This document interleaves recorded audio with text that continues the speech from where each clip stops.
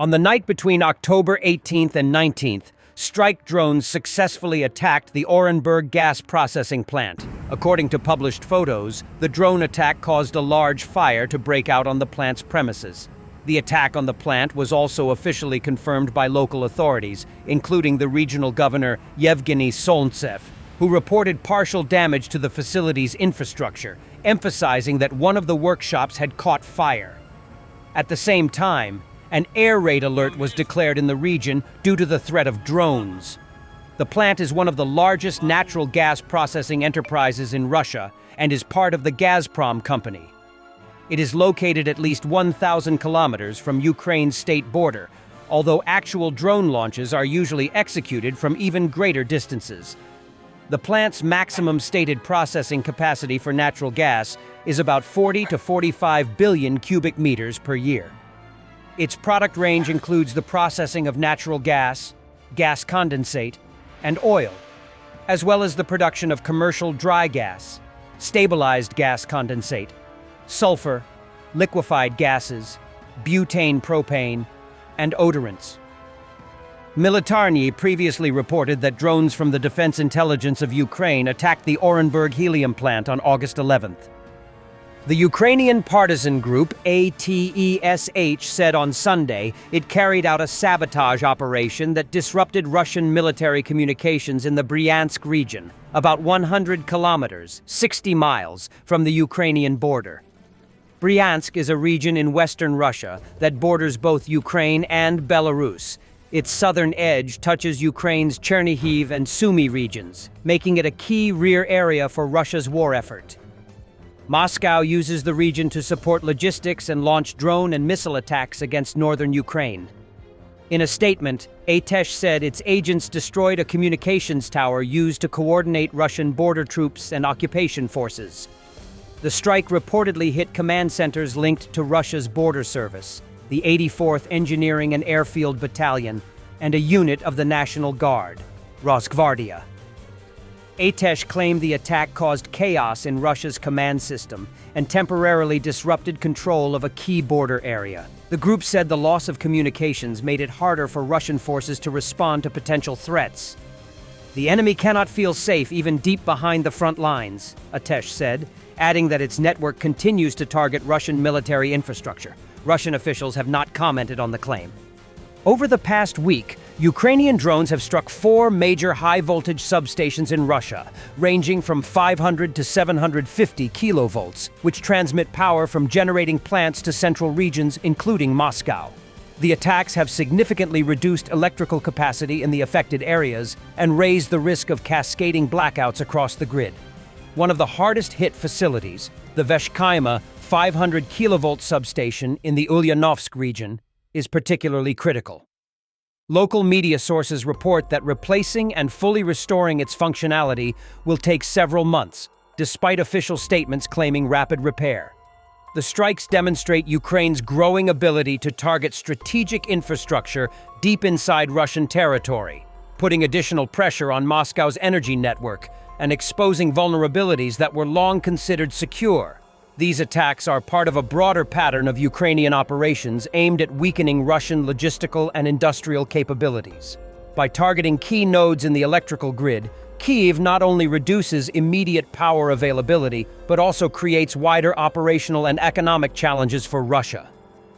The repeated strikes underline the strategic role of precision drone operations in modern conflict, allowing Ukrainian forces to disrupt vital infrastructure far from the front lines while minimizing their own exposure.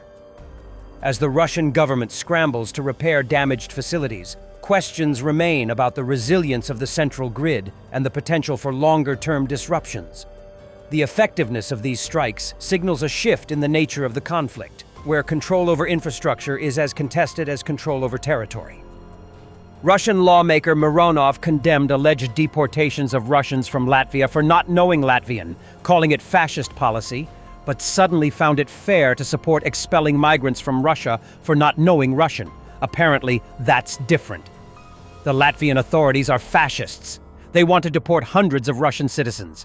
These are mostly Russian citizens of retirement age who couldn't prove their knowledge of Latvian.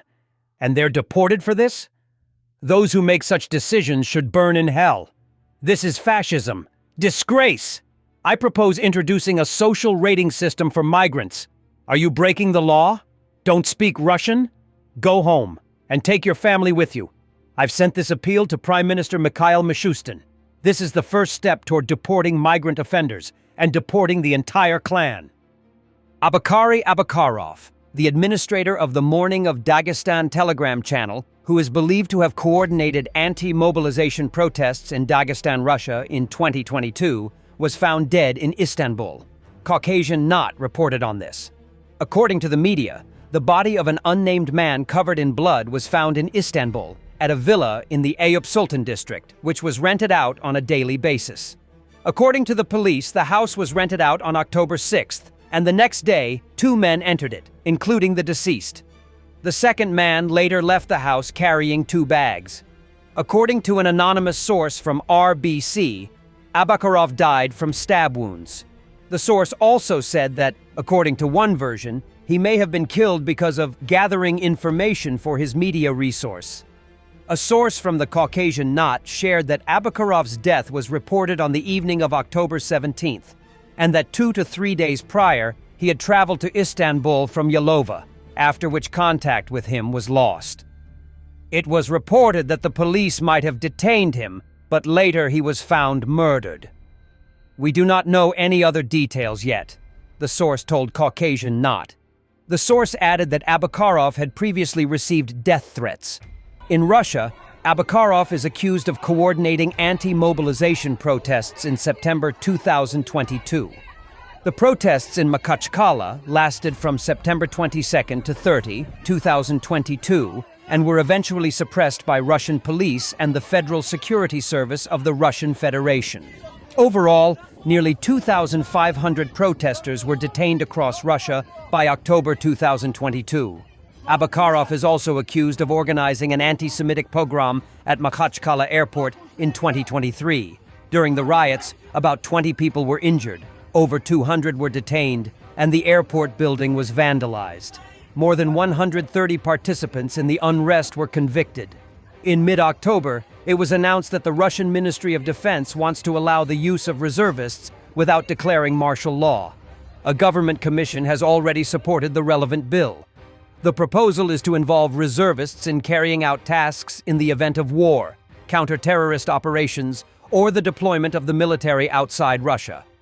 The law will introduce a new concept: special gatherings. These will be attended only by reservists, separately from training and verification gatherings. Presumably, Russia plans to deploy them in the war against Ukraine.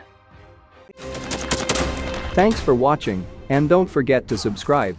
Also, if you want to support Warthog Defense, please become our member and get early access to new videos, exclusive members-only videos, and become administrator in comments section. The membership link is in the description. Rescues every day. We had a guy last week, it's 6 rescues in 6 days. You know, he's doing the job every day.